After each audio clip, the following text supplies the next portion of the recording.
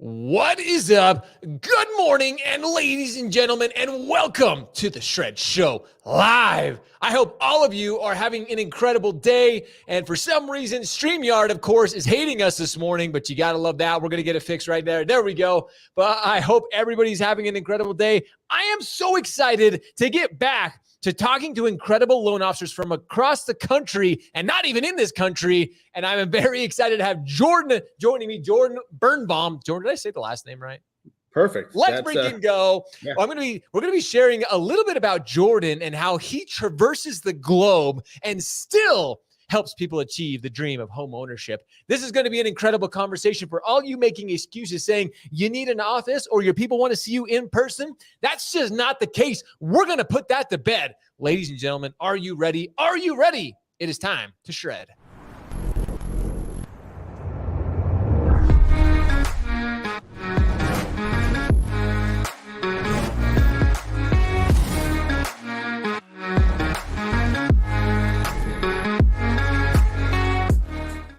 Good morning, ladies and gentlemen, and again, welcome to the Shred Show Live. As I mentioned in our intro, I have Jordan Bernbaum joining me from not even here in the U.S. He is actually in Cyprus this morning, and we're going to be chatting with Jordan because so many of you, I get this question a lot is, Josh, do I need an office? Do I need to be in person with my clients? And I've told all of you, this is the medium that we use. I use video. I use social media. You can grow an incredible business doing that, and Jordan has proven that because he literally traverses the globe. He spends incredible time outside of our country, and he still helps people achieve that dream of homeownership. So we're going to be talking about that. We're going to be sharing his story. But before we get into it, we do want to share a little disclaimer before we get in is you have to definitely check with your state regulatory service to make sure that you can originate outside of the country. There are some states that do dissuade this and even don't allow for it. But every state that Jordan is licensed in and is doing business in has verified that he is good to go and he's having a good time with it. So Jordan, welcome to the show, brother. Excited to have you. Thanks for having me. Dude, so I want to dive right into this. First, I love hearing origin stories of how you got started in the business. I'm sure as a little kid, you weren't like, hey, I'm going to be a mortgage professional. I'm going to travel the world and I'm going to be a loan officer. That's what I'm looking forward to. So how'd you get your start in the business? Believe it or not, that is correct. I did not dream of being a loan officer when I started out. I took 2 years off between my sophomore and my junior years in college. And when I went back to college, no problem. At the time, I was actually at University of Arizona, and I was just really bored with it. Wanted a little more of a challenge, and I don't want to sound like I'm full of myself, but I was just sleeping through my classes there. So I ended up going to Boston University after 2 years of thinking things over. That was great. I loved it. I had a really great experience. I graduated right in the beginning of the recession. So jobs kind of went away at that point. And I found myself working retail, which I thought was going to be a couple months, ended up being 5 years at the Apple store. Couldn't stand it there. Sorry, Apple, just not my thing. And I just started applying for everything. And then I ended up applying for internships that were paid. And then I 8 months later, one of them finally called me back, which was Quicken Loans. And and I was in Los Angeles at the time, which is where I'm from. My family is in Arizona, and Quicken was like, hey, we want to have the interview.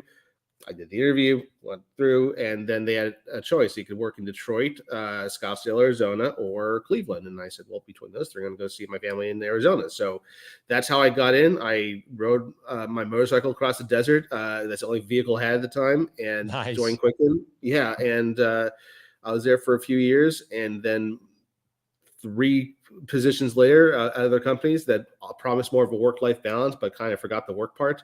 I found myself where I am now at Nexa Mortgage. Dude, that's awesome. Here, I want everybody to go back and listen to that because even if you started at Quicken, I know so many of you are not fans of Quicken, but even if you got your start, you still have the opportunity. You learned, you cut your teeth there, you learned the business, and now look what you're doing. Now you're, with Nexa, you're helping incredible people all across the country or in your states in particular. You're helping them achieve the dream of home ownership, which is cool. But the part that I'm super excited about is you're doing this. You're helping, again, you're originating, you're helping people achieve this dream. But you're traveling, you're enjoying like you said, you found that work-life balance for you, and you're able to literally traverse the globe while still originating. So how did the travel thing start? Like, did you say, hey, you know what? I want to see the world? Yeah, well, so I, even back when they're in the Quicken days, when I was finally making some decent money, I took advantage of that. And once a year, I would just go somewhere international. I started off with Japan, and a little bit later, I went to a couple other Asian countries, Taiwan, Thailand, and where else did I go on that trip? There was another one I went to. I think it was Korea. It was Korea, and uh, I just really got a taste for it. And then some events happen. I won't get too deep into some of it, just personal stuff. But I found myself doing a round the world. This is my therapy. I just literally needed reset myself once a year doing this. And Sure. I was working a little bit while I was traveling at the time. But at one point, I needed a really big reset in my head, and I just did a mini round the world. I literally flew out to see my sister in New York. I flew to Portugal. I went to Spain. These are like 3 days apiece, Dang. and from Spain to Thailand for the second time, because the first time I went to Thailand, it got rained out, so I didn't get to enjoy it because it was just the wrong time of year. I ran into I had a connection from Spain to Thailand in Moscow. I forgot the airport. It was SVO, the airport code. And I run into this girl who was doing the same flight transition I was. We're doing the layover, and we ended up chit-chatting while we were in the super 3-hour long security line. Just get go through security. And anyways, turns out that she was a nomad. I didn't know what this was at the time, but she worked remotely, and we ended up landing in Thailand, where our plan is to get drinks, and we ran into three of her friends in the airport who were also doing that, coming in from Whoa. Australia. They inspired me. I had this whole thing in my head that I'm going to start doing this. This important date. This happened in February of 2020. So Oh. later, the whole world closes down, and I had this in my head of what I'm going to do for this whole time. And I'm still, I'm with, I was with Nexa, and I started just to simmer on this for a while, and I made sure everything lined up to by October of 2021, I'll be ready to go. And I put together this whole presentation, and I had this whole thing laid out. I had time zones mapped out. I had PowerPoint done for Mike Cordis, who runs Nexa, and I had this whole thing just expecting him to hit me with all these questions. How are you going to be able to do this? He asked me one question, just can you tell me how it goes along the way? And I said, well, yeah, and that was it. We talked to a few state regulators to make sure it was okay. I dropped 2 state licenses to make it work. I could not originate in Oregon and Washington, which I was doing business in. Kept Arizona, Colorado, and that was it. I mean, that's it. Just was just an extension of what I was already doing, but I found out it is a whole lot cheaper. Mm. It actually is cheaper to live life when you're doing if I'm paying rent in Arizona, which at the time I was, and I factored in my utility bills, and I just looked at my expenses, and then I realized that when you factor in a flight once a month, and you factor in an apartment rental or an Airbnb once a month, you're going to break even at worst if you're doing it semi right. And I ended up saving money actually is by No doing it. way. Yeah, I think my most expensive apartment rental has been 2,300, and that was a super luxury building in Mexico City. My cheapest was actually where I am right now. This place for a month is $600. Oh. Yeah, and I'm on the beach, like right outside. You can't really see, but outside the window is the beach. Holy cow. I'm here for a month. Dude. Yeah, and then it's just like this constant therapy of just getting to see something new, working. And the favorite part is the thing that I didn't expect was when you are in these different time zones. My schedule right now is I work from in this time zone. I'll be working from 6 o'clock until so that's 12, about 6 to 3 in the morning, which sounds bad, but I sleep until 11 o'clock. I have between 11 and 6 to go out and explore and do whatever I want during the daytime. And then I go back to work at night. And honestly, there's not a whole lot around me, so it's not a big deal. But I've actually had more of that life part of the work-life balance than I've ever had before. Dude, I'm so glad you brought that up because that was my next. Because I'm sure so many people are thinking like, well, how the heck do you balance that? Like you're in Cyprus, I mean, which is literally halfway across the world. So they're like, how your clients are here in the U.S. Could you possibly juggle that? So I mean, that answers the question. Plus, you're able to go out and, like you said, still enjoy the time that you have in Yeah. these countries and your time abroad. Do your clients? I'm sure other people have this question too. Like, do your clients like, have they ever like, well, you're traveling the world, you don't have time for me, you're not focused on me? How do you address that with your clients? Yeah. So what I've been doing for the most part is during the initial introduction with the client, and I got to preface this with that up until, I don't know, May or June of this year, I was working completely off referrals for 2 years straight. So Wow. they already came from a trusted source at that point. But essentially, even then, I just, once we had the initial conversation, get an idea for what they want to do. Before we ever really went into business and did something, I would say, hey, just so you know, I'm doing this right now. I'm over here. As you can tell from so and so, or I can even point them some reviews on my website for people I've worked with during this time. I'm still 100% dedicated to you. I'll still get this done for you. I've had some really, really sketchy loans through just because of crazy sellers, house appraisal, the usual stuff. And I've still been able to make them close, even Wow. with the time zone difference. So I've been able to deliver on that.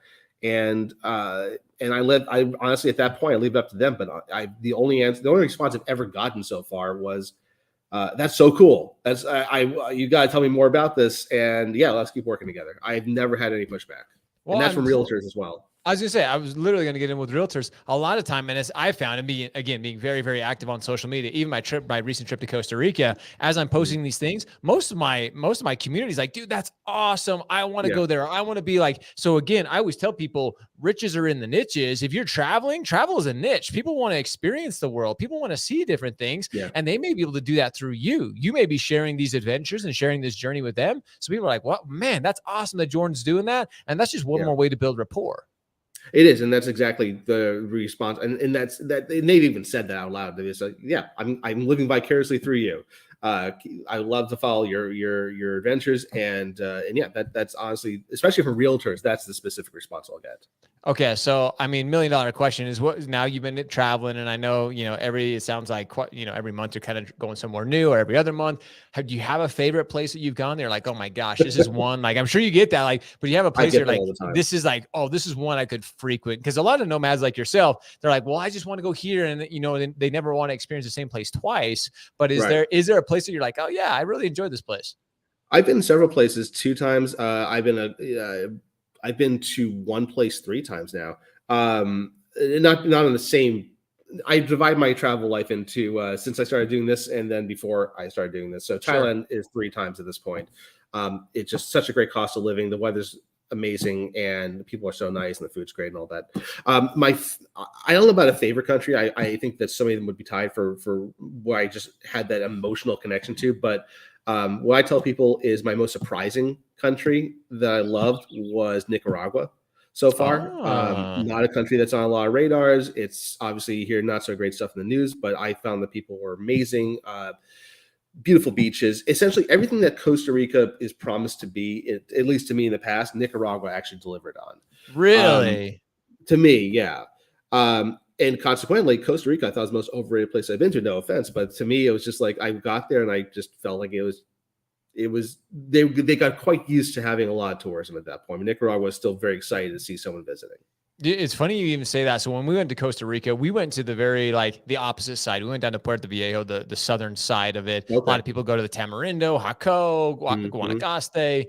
But I actually loved. I've spent time in Panama, Costa Rica.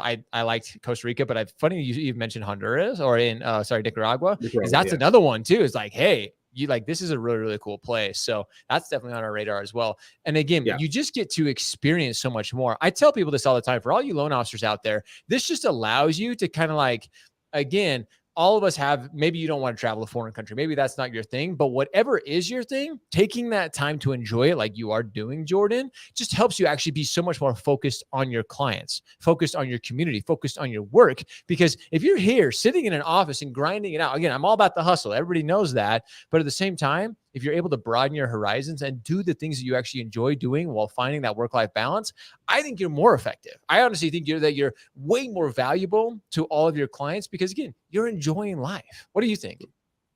I totally agree. I mean, I feel like that I have much more of a goal to continue being successful for by doing this. Um, you know, I not to say I don't have a fallback if things don't, if things slow Sure. down or something like that. But when I'm home, my goal is once a year to go on a trip, and then once I come back from the trip, I'm in that not quite depressed, but I'm like, okay, I'm back home. I gotta wait another year to do this and all that. Now it's just like, cool. Where am I going to next? And I just Oh, have something constantly excited to look forward to.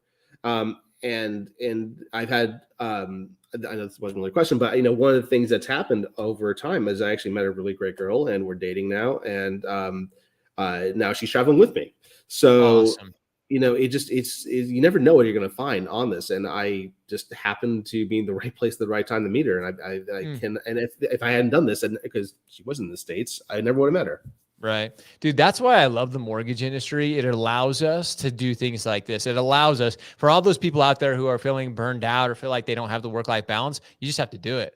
I mean, you're clearly a perfect example of somebody who now literally travels the world and experiences all these different things that, again, in my opinion, and from what I've experienced, make you a better, like, you're able to enjoy the mortgage side of things. You really want to help people achieve that dream of homeownership because you're living your best life. They want to live their best life. You're able to help them with that, but you're out there living your best life as well. Jordan, I was so excited when I first heard somebody had introduced us. Mike over at Next had introduced us, and he's like, dude, this guy is traveling the world while still being an originator. I'm like, what? I'm like, I've never heard this before. Like, what an exciting life to be able to do what you love and do what you love. Like, it's such a cool idea. So I want to kind of end on this, though, as we start to wrap this up for all those loan officers, because I'm sure they're thinking, well, Jordan did, like, I can't do it. Like, I can't. How did you finally just make that jump? Was there a decision, or was it like, you know what? I'm just going to do this?